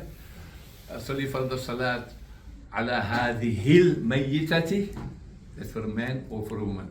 بأربع تكبيرات مع الإمام أداء لله تعالى. الله أكبر. أعوذ بالله من الشيطان الرجيم. بسم الله الرحمن الرحيم. سبحانك اللهم وبحمدك وتبارك اسمك وتعالى جدك وجل ثناؤك ولا إله غيرك.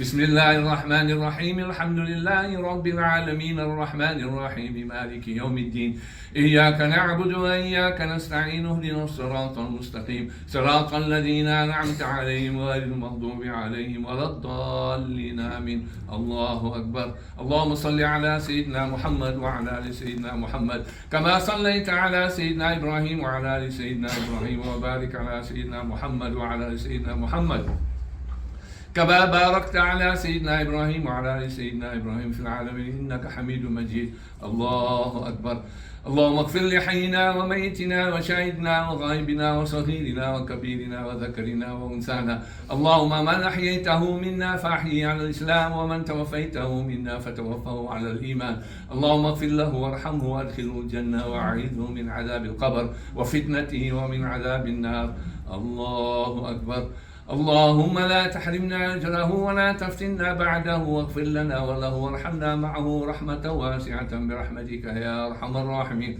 السلام عليكم ورحمة الله السلام عليكم ورحمة الله. For a female you just change where necessary اللهم لا تحرمنا أجره because اللهم لا تحرمنا أجرها, right? And if it's two اللهم لا تحرمنا أجرهما. If it's plural اللهم لا تحرمنا أجرهم. That's basically the Janazah Salah. Anything else? Can we close up? Oh, there are some more books, inshallah. So collected here by Salima at 100 Rand a copy. Yes, you got a question? Does it have to be, is there a particular time that you have to wait before you can perform it? Salatul Janazah can be performed at any time.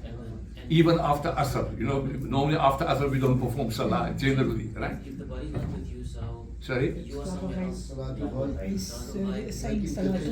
Yeah. So what about it? Do you have to wait for the Janazah Salah to have been performed? You have to wait until the Ghusl has been performed. You know, that's more or less the idea. So because it was a day or so later, so it was established that the Janazah Salah was performed. It's all been on the news. And then we can definitely even after a few even after a few days you can perform the Janazah Salah, but it must be ascertained. Firstly, they don't have to perform Salatul Janazah in order for us to perform Salatul Janazah al-Ghaib. No. Now a few years ago, I can remember now that we made Salatul Ghaib for the slaves that came here to Cape Town. Carry on. Yeah, so they were passed away many years ago. Yeah. But because maybe there was no Janazah performed on them. Correct. Actually, in our tariqah, Nahklistan, I practice quite a bit.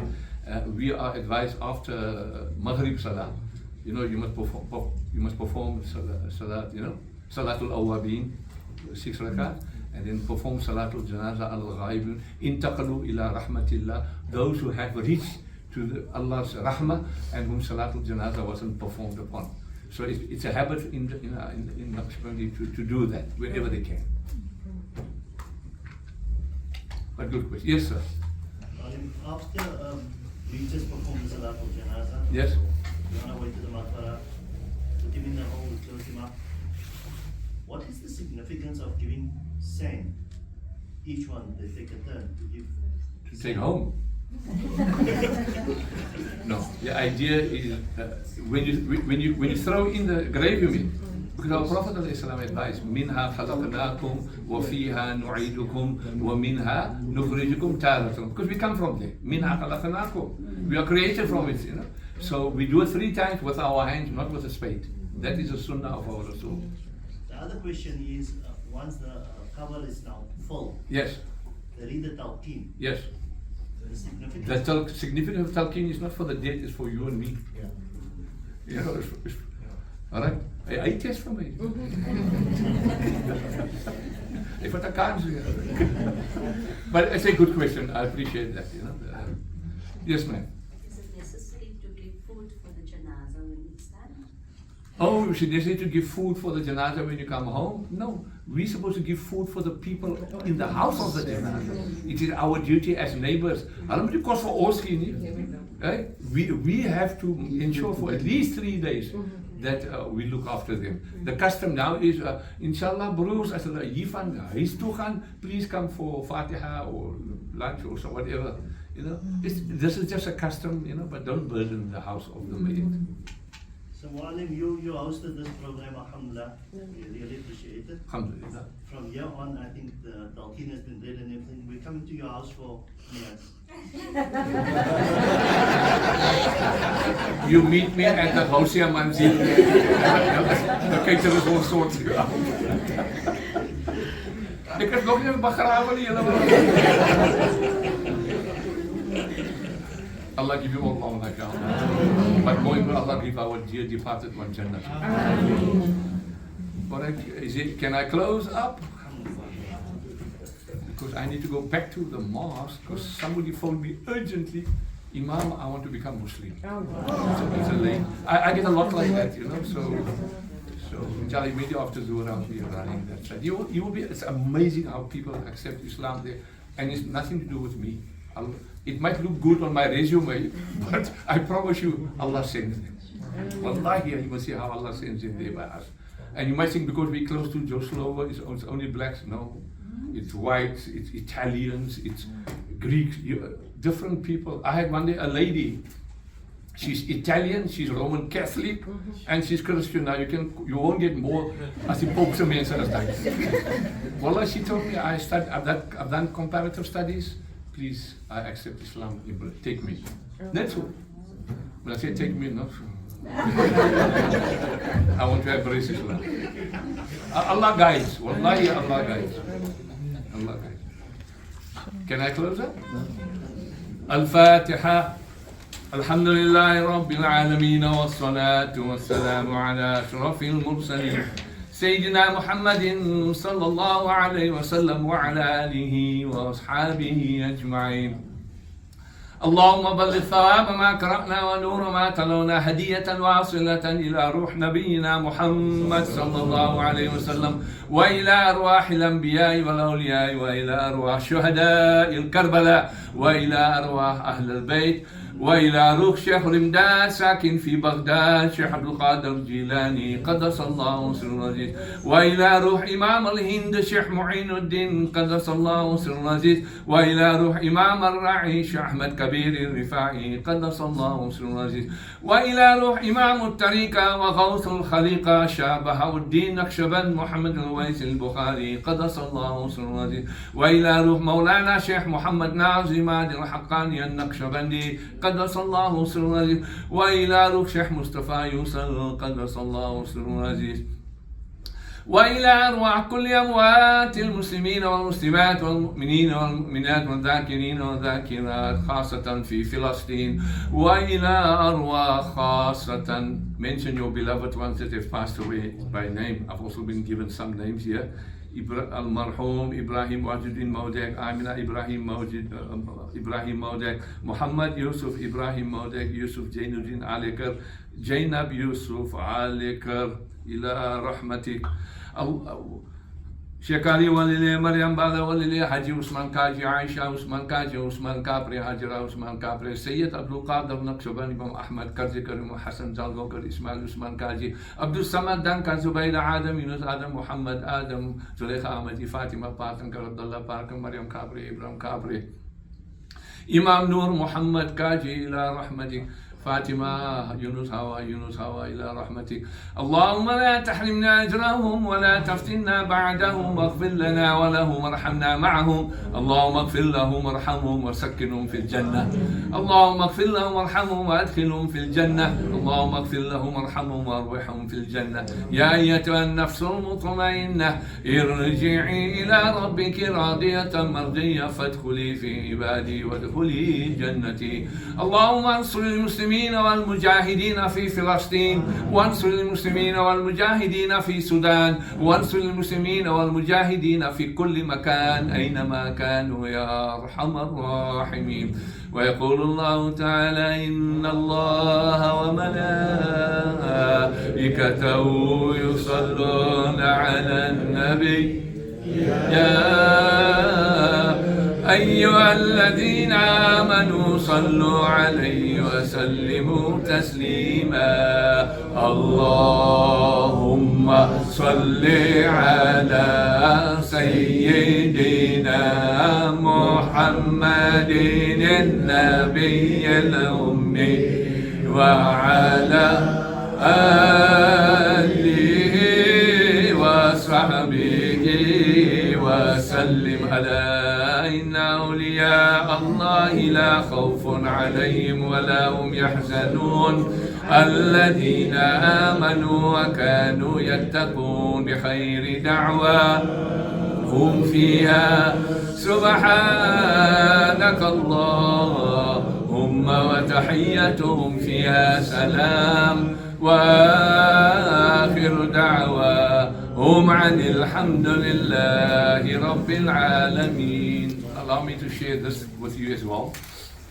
May Allah grant us that we reach Medina. I love reciting this piece of poetry. Medine ko jaaye ye ji chahta hai muqaddar banaye muqaddar banaye ye ji chahta hai Medine ko jaaye ye ji chahta hai. And the poet is so emotional. He says, if I should die, let it be Medina. Agar maut aaye Medine mein aaye, agar maut aaye Medine mein aaye, यही आरज़ू है, यही आरज़ू है, खुदा की कसम मदीने को जाए ये जी चाहता है. Sallallahu ala Muhammad sallallahu alayhi wa sallam. Sallallahu ala Muhammad sallallahu alayhi wa sallam.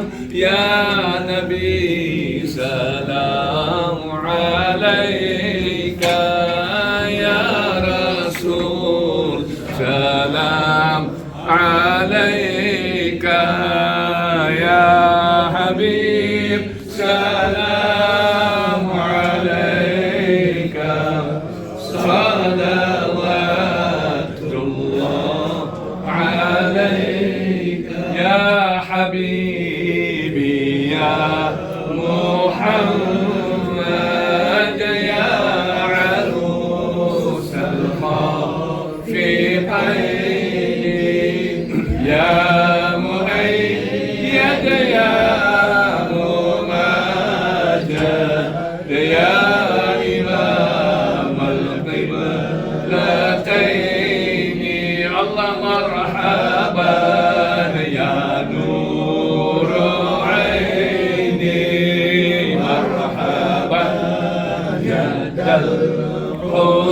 الحسيني مرحبا أهلا وسهلا مرحبا يا خير داعي. سلام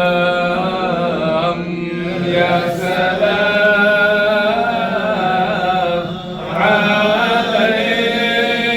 عليكم سلام الله يا رسول الله على المدينة منور.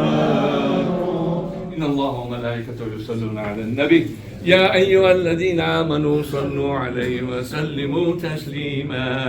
اللهم صل على سيدنا محمد النبي الأمي وعلى آله وصحبه وسلم. سبحان ربك رب العزة عما يصفون وسلام على المرسلين والحمد لله رب العالمين. جزاكم الله, each and every one of you. Take the blessings home and make dua for all our dear departed ones.